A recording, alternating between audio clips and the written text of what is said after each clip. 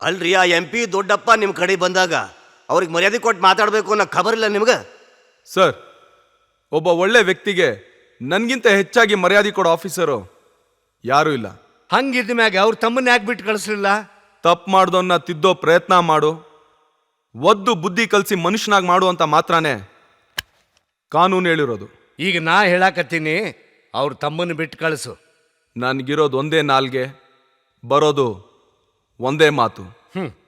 ಈಗ ನೀ ನನ್ನ ಕೈ ಕೆಳಗೆ ಕೆಲಸ ಮಾಡಾಕತ್ತಿ, ಗೊತ್ತೈತಿಲ್ಲ? ಸಾರಿ ಸರ್, ನಾವಿಬ್ರು ಕೆಲಸ ಮಾಡ್ತಾ ಇರೋದು ಕಾನೂನು ಕೈ ಕೆಳಗಡೆ. ಮೋರೆವರ್, ನಾನೀಗಾಗಲೇ ಅವನ ಮೇಲೆ ಚಾರ್ಜ್ ಶೀಟ್ ಹಾಕಾಯ್ತು. ಚಾರ್ಜ್ ಶೀಟ್ ಹಾಕಿದ ಮೇಲೆ ಏನು ಮಾಡೋಕ್ಕಾಗೋದಿಲ್ಲ. ಒಂದು ಕೆಲಸ ಮಾಡು, ಆ MP ತಮ್ಮನ್ನು ಬಿಟ್ಟು ಕಳಿಸಿ ಆ ಜಾಗದಾಗ ಬೇರೆ ಯಾರಿಗಾರು ಅರೆಸ್ಟ್ ಮಾಡಿ ಇವನ ಅಪರಾಧಿ ಅಂತ ಮ್ಯಾಜಿಸ್ಟ್ರೇಟ್ ಎದುರುಗಡೆ ನಿಲ್ಲಿಸು.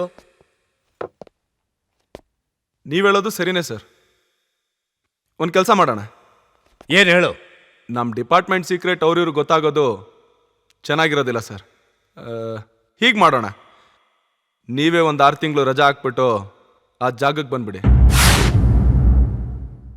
ಹೇಗಿದ್ರು ನಿಮ್ಮ ಕೆಲಸನೂ ನಾನೇ ಮಾಡ್ತಾ ಇದ್ದೀನಿ, ನಿಮಗೂ ರೆಸ್ಟ್ ಸಿಕ್ಕಾಗುತ್ತೆ, ಅವ್ರ ಅನ್ನ ತಿಂದಿದ್ದ ಋಣನೂ ತೀರಿಸ್ದಾಗುತ್ತೆ. ಏನಂದೇವ ಹಡ್ಸಿ ಮಗನ? ಅನ್ಯಾಯ ಮಾಡಿದ್ರೆ ಕಾನೂನು ಒಪ್ಪಲ್ಲ, ಅಸಹ್ಯವಾಗಿ ಮಾತಾಡಿದ್ರೆ ಈ ಅಯ್ಯ ಸಹಿಸಲ್ಲ. ಅಯ್ಯೋ ಅಂದ್ರೆ ಸ್ವರ್ಗ, ದಮ್ಮಯ್ಯ ಅಂತ ಕಾಲಕ್ಕೆ ಬಿದ್ರೆ ಕ್ಷಮೆ, ಏನಯ್ಯ ಅಂತ ಪೊಗುರು ತೋರಿಸಿದ್ರೆ ಮೈಂಡ್